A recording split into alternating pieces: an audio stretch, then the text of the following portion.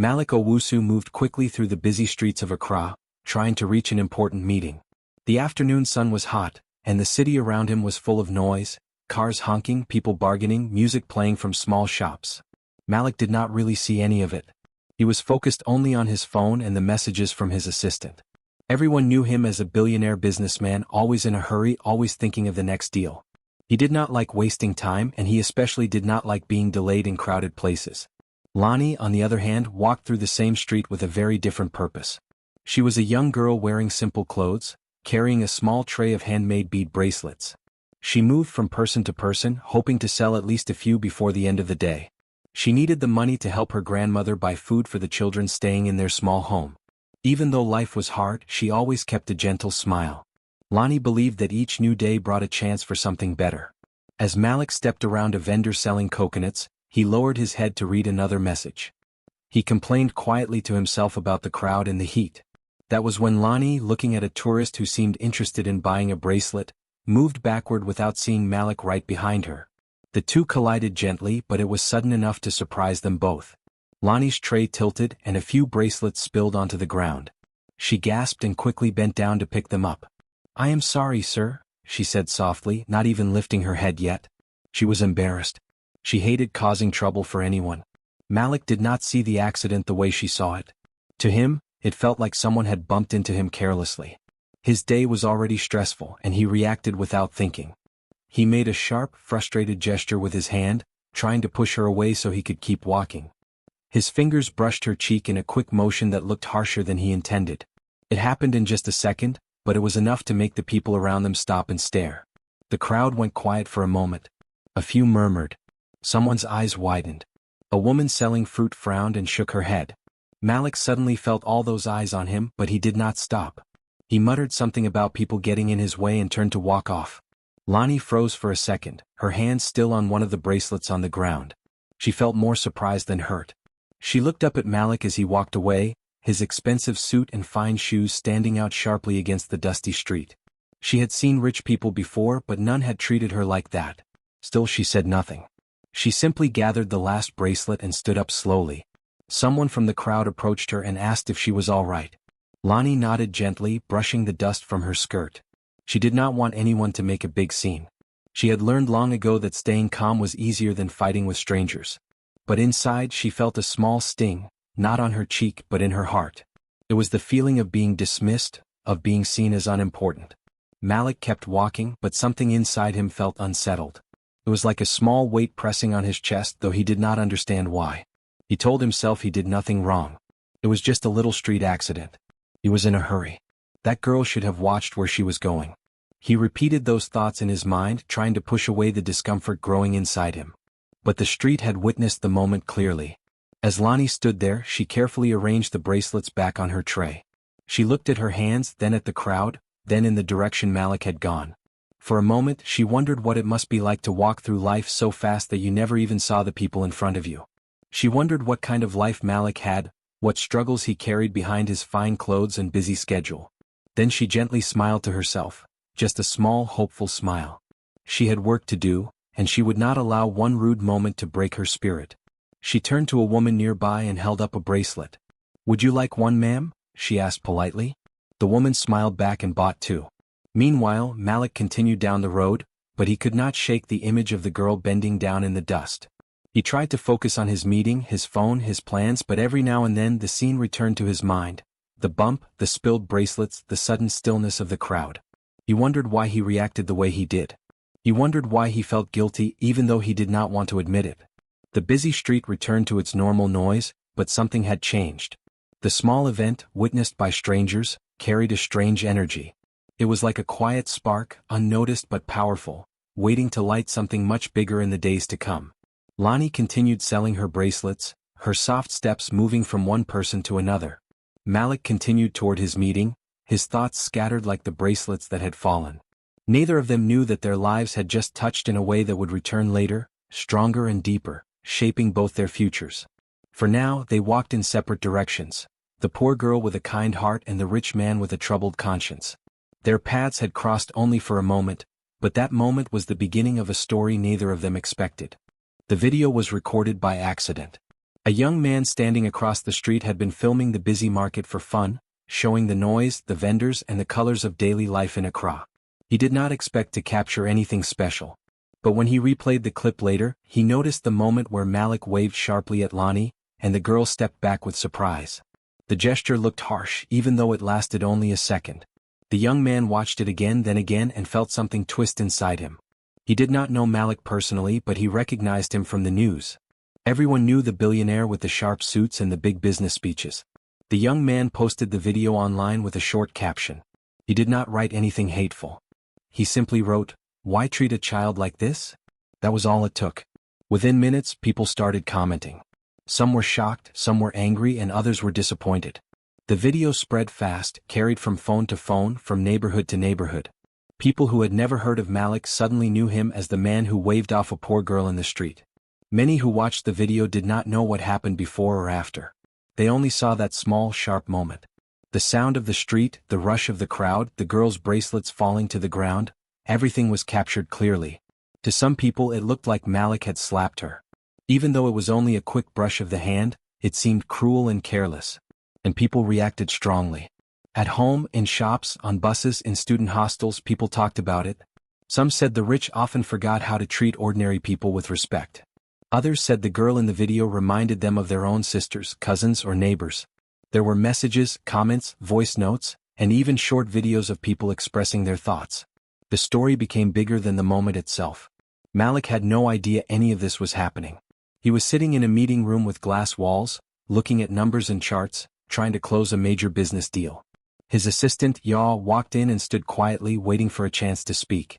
But Malik waved him aside, focused only on the discussion. Yaw tried again later, but Malik insisted he was busy. He never liked interruptions. After the meeting ended, Malik checked his phone and saw dozens of missed calls and messages. Most were from his PR team, his business partners, and his own staff. His phone buzzed non-stop. He frowned, confused at first, until he finally opened one of the messages. It was a link to the video.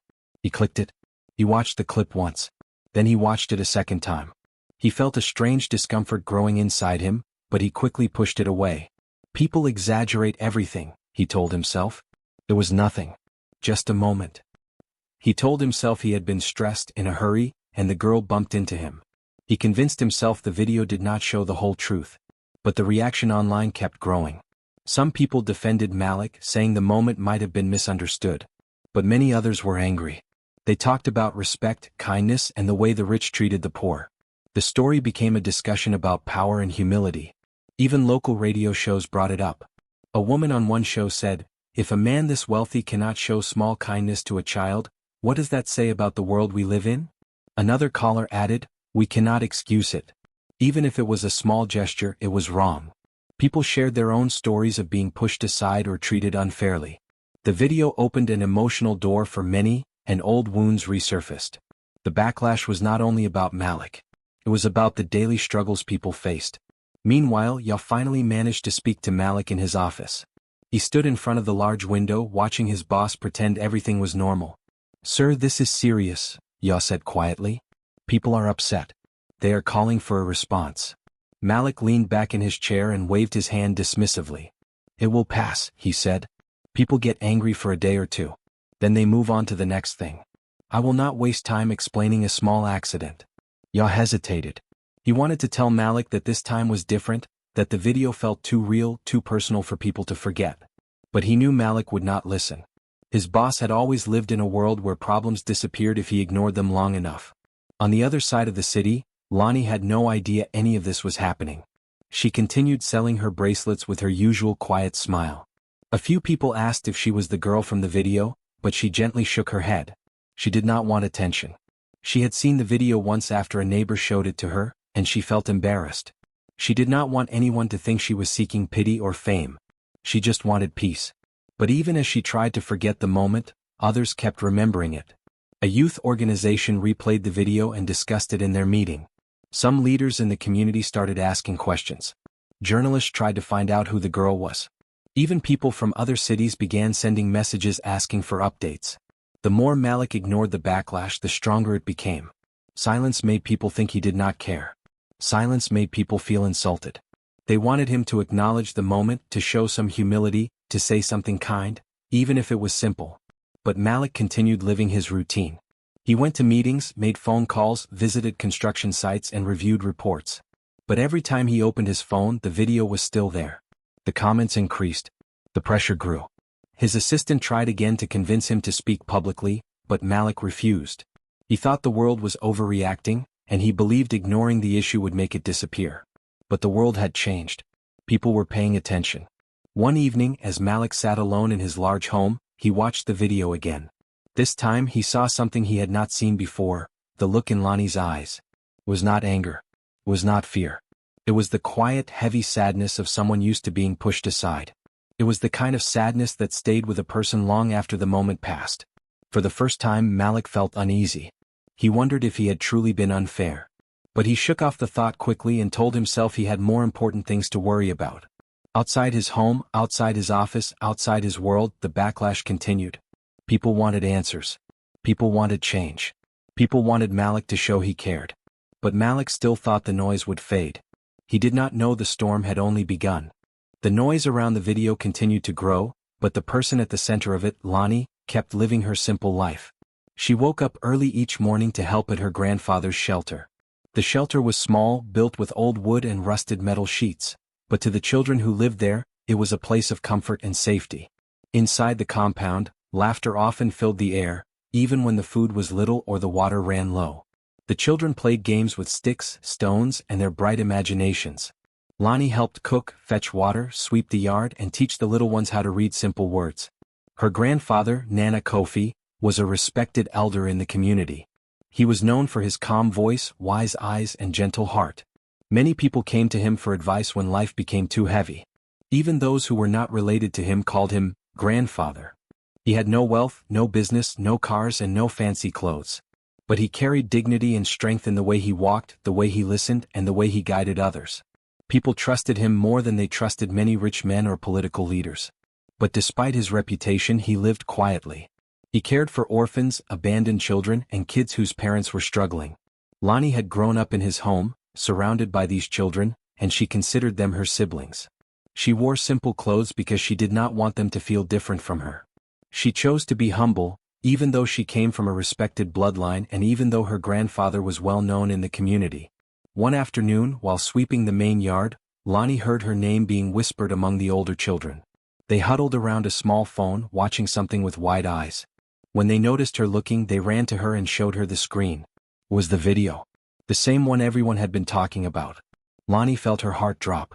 She had seen it before, but seeing it again made her uncomfortable. She did not want people to talk about her. She did not want attention. She quietly told the children to stop watching and go play.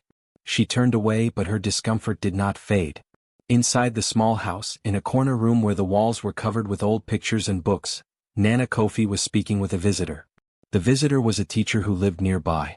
She came to talk about the video, worried about how it affected the children in the shelter. "The whole town is talking about it," she said. "People are angry at the man in the video. They say he embarrassed a child." Nana Kofi listened quietly. He did not interrupt. When she finished speaking, he nodded slowly. "I have seen the video," he said. "I know what happened. But the girl in the video," the teacher began. "Do you know her identity?" Nana Kofi gave a small smile. "Yes," he said softly. "She is my granddaughter." The teacher gasped. "Your granddaughter? You must be very upset." But Nana Kofi shook his head. "Anger will not help," he said. "I have lived long enough to know that conflict creates more conflict. What we need now is understanding."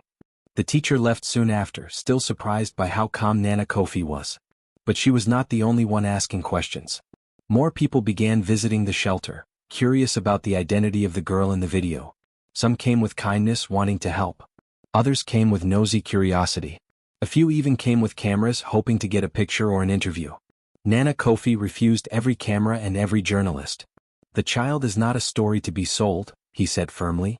"She is a human being." However, the truth spread anyway. A neighbor mentioned it to someone in the market. Someone from the market told a driver. The driver told a group of passengers.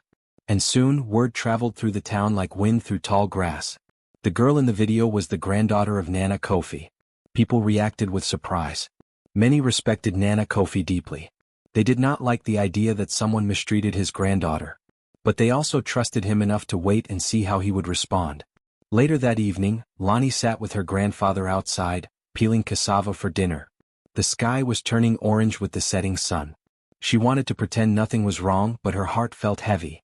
She could not hide her silence from him. He had raised her since she was little. He knew her moods better than anyone else. "Child," he said, breaking the quiet. "You are troubled." She nodded slowly, though she kept her eyes on the cassava. "Grandfather, people are talking about it. I do not like it." "I know," he said. "They think I am weak," she whispered. "They think I was hurt." "You were," he replied gently. "Not on your face, but here." He touched his chest. "A wound of the heart is still a wound." Lonnie blinked back her emotions. "I do not want to cause trouble. I do not want to shame our family." He placed his hand over hers. "You did nothing wrong. Someone acted without seeing you clearly. That is not your shame. It is his lesson." She looked at him, confused. "His lesson?" "Yes," he said. "People act wrongly when they forget that every human being is important. Even a rich man can forget. Even a powerful man can make mistakes." He stood up slowly and looked toward the town. "I have heard the people calling his name with anger. But anger changes nothing. I will speak with him." Lonnie looked shocked. "You will meet him?" "Yes," he said calmly. "I will ask him to come here." "But why?" "The whole city is upset with him." "Because the whole city is upset, and he is the only one who can answer for himself," he said with wisdom in his voice. "And maybe he needs to understand the weight of a moment he dismissed as nothing." Lonnie hesitated. "Are you angry with him?" "I am not angry," he replied. "I am disappointed. There is a difference." That night, after everyone had eaten and the children were asleep, Nana Kofi sat at his old wooden table and wrote a short letter. His handwriting was slow but strong. The message was simple and respectful. He invited Malik to visit the shelter whenever he was ready. He did not accuse him. He did not threaten him. He simply asked for a conversation. The next morning, he handed the letter to a young man from the community to deliver to Malik's office. The young man read the letter twice, unable to believe how calm it was. He expected anger but found grace instead. When the letter finally reached Malik's office, his assistant Yas stared at it in disbelief. He had expected something loud, dramatic, or demanding. But the paper he held was polite and quiet, yet powerful. He brought it to Malik immediately. Malik read the letter slowly. His expression changed from confusion to unease. He knew who Nana Kofi was. Everyone did. To be invited by such a respected elder felt serious. More serious than any angry comments online. For the first time since the video went viral, Malik felt a deep, sinking feeling inside him. Something was unfolding that he could no longer ignore. He folded the letter carefully and placed it on his desk. The time for pretending the problem was small had passed. Malik did not sleep well the night before he went to meet Nana Kofi. The letter from the old man sat on his bedside table, and every time he tried to close his eyes, his mind returned to the words written in calm handwriting. It was not a letter filled with anger or blame. It was simply an invitation. But somehow that made it heavier. If the elder had shouted or made threats, Malik could have defended himself. But the quietness of the letter felt like a mirror showing him his own behavior. The drive to the shelter felt longer than it really was. Malik sat in the back seat of his car, staring out the window. His driver talked a little, trying to ease the tension, but Malik barely heard him. His mind replayed the moment in the market. He had watched the video countless times now. At first he was annoyed.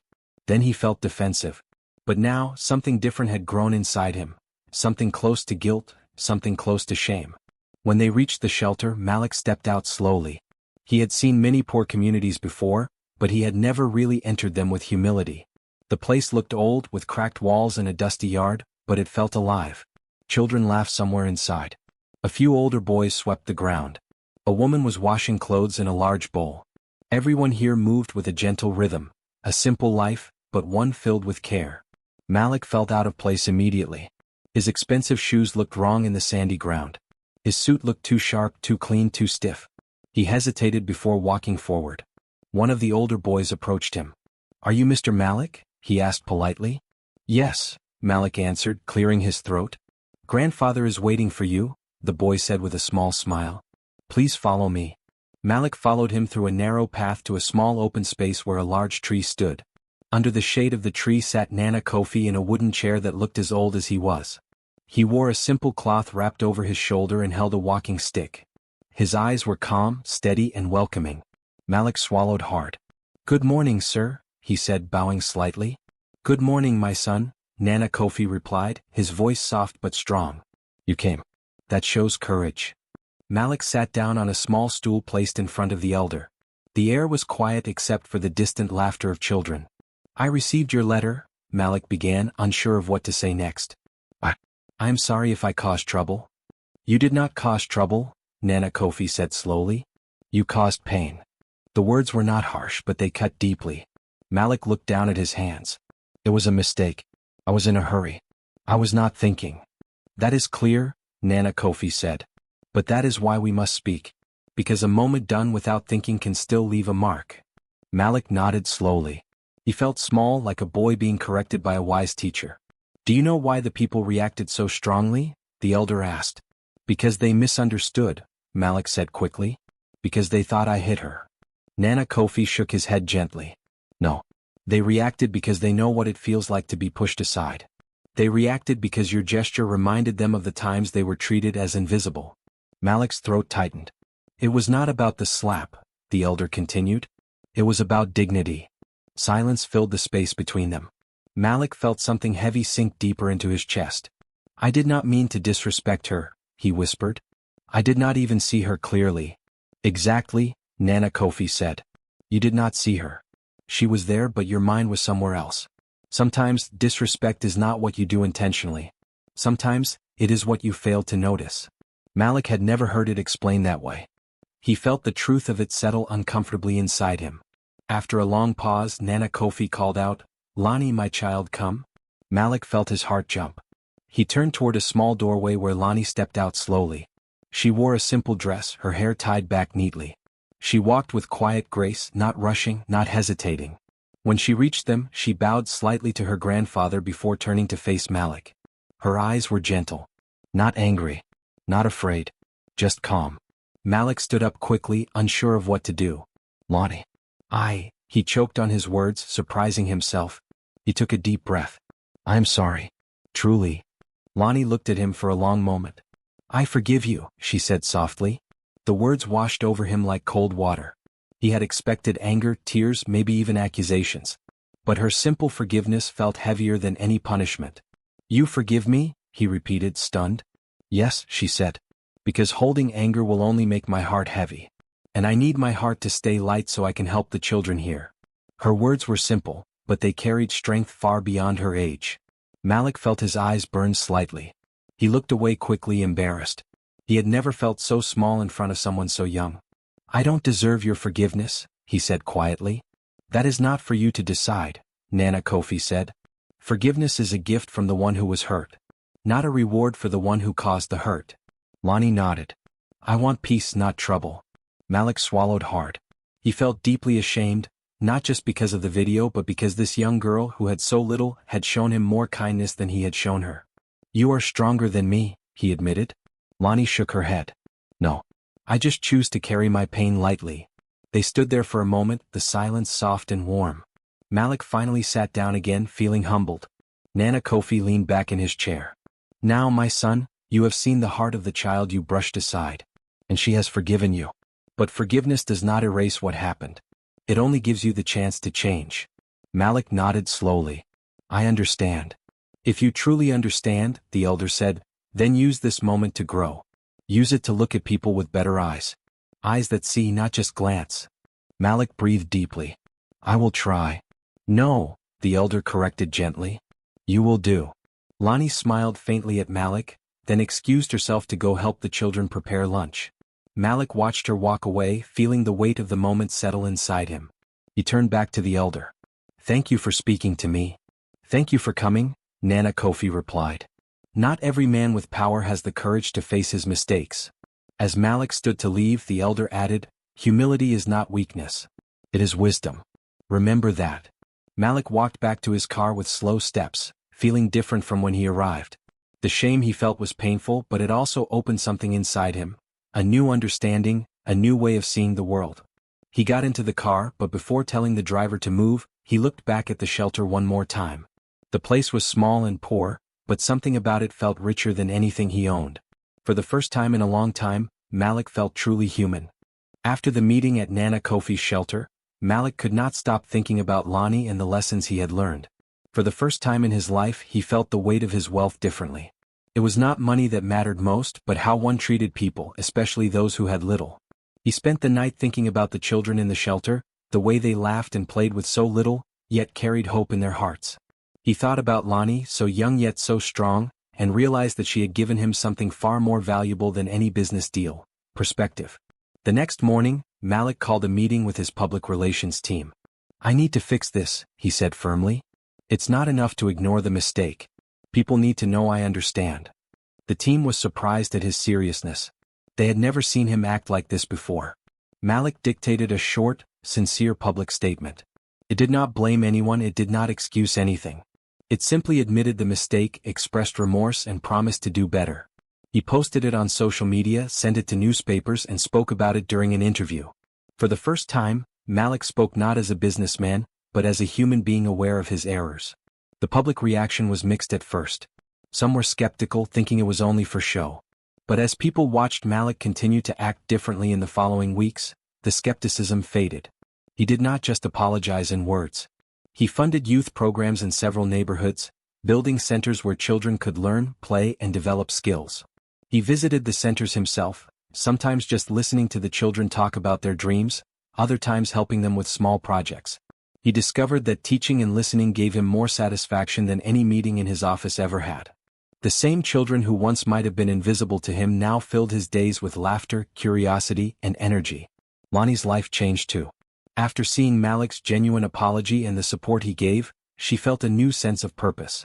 She began to mentor other children on the streets, teaching them how to make bracelets, helping them with reading and writing, and showing them that even small efforts could make a difference.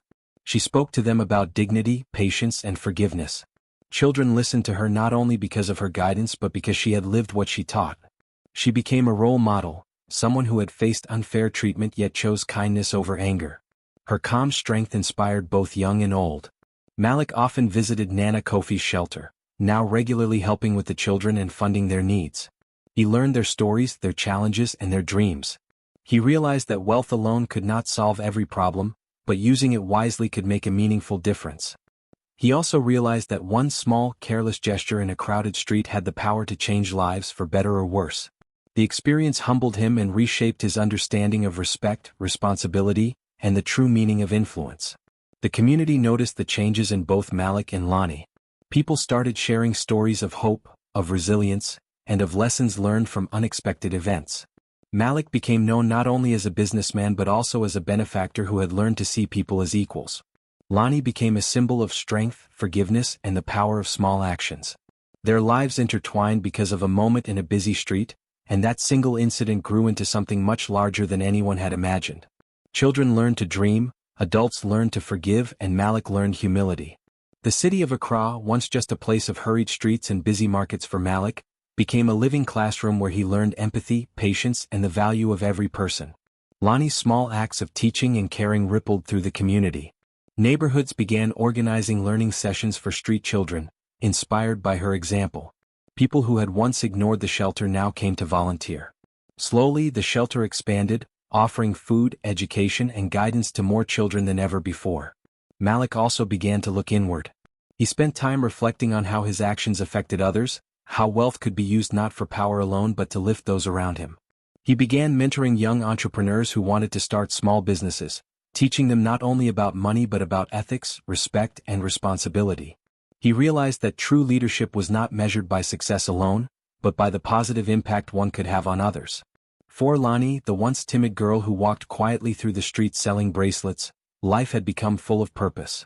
She guided children with patience, inspired them to learn, and helped them dream of futures they had not dared to imagine. Her confidence grew not from wealth or fame, but from knowing she could change lives. She continued to respect everyone, rich or poor, because she understood the power of kindness and humility. Over time, Malik and Lonnie's friendship grew quietly but steadily. It was not a friendship of equals and superiors, but one built on mutual respect and understanding. He learned from her courage and humility, and she learned from his willingness to change and support others. Together, they became an example in the community of how even one small, unexpected moment could set off a chain of positive change. Their story spread quietly at first, then more widely. People told it to their friends, their families, and children told it to their classmates.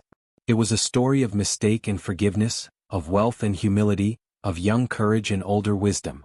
And it reminded everyone who heard it that life's smallest encounters could carry the greatest lessons. Even Malik himself often thought back to the day in the market.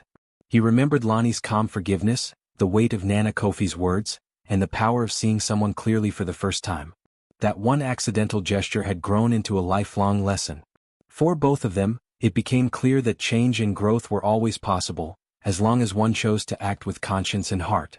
And so, in a city full of busy streets, noisy markets, and hurried lives, a billionaire and a poor girl together built a small world of learning, respect, and hope. Each day brought new challenges but also new smiles, new lessons, and new opportunities. What began as a moment of mistake became a lifetime of purpose.